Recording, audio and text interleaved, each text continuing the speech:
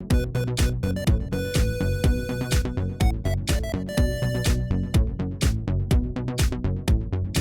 are so many different Android phones on the market today.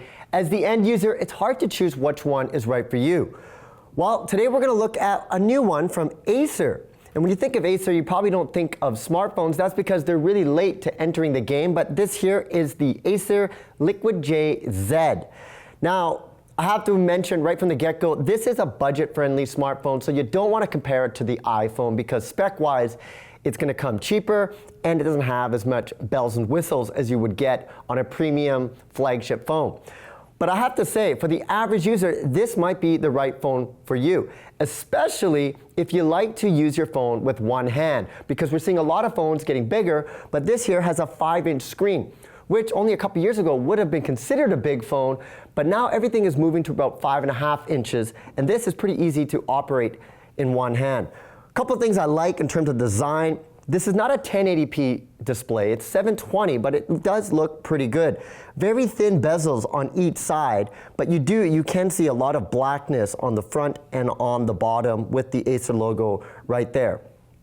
The first thing you notice about this phone, it's remarkably light, only 110 grams. In fact, when I took this out of the box, I thought it was missing the battery because typically phones come with the battery separately. But this, you cannot take the back panel off. So the battery is built in, incredibly light. It almost feels like a toy.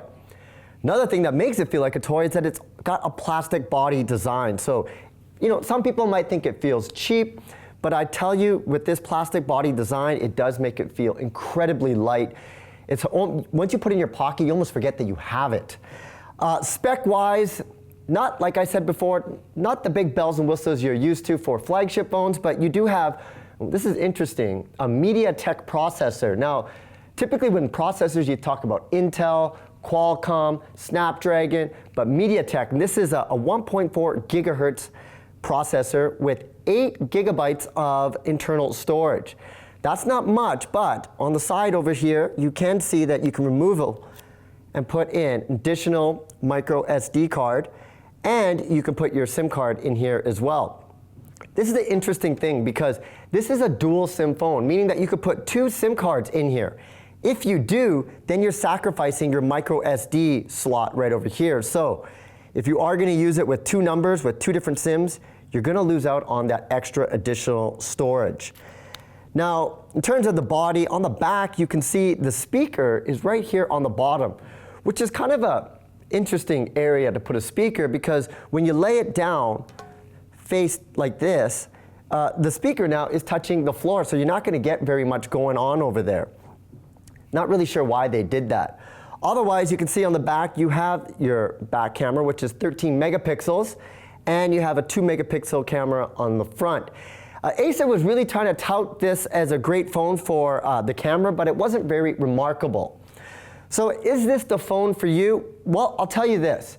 If you don't use your phone, if you're not a heavy user, you take the occasional photo for social media, and you like one-handed use and a light phone, then I think this is for you. It's a budget-friendly phone, doesn't have the bells and whistles you would expect from high-end phones, but for most people, I think it gets the job done.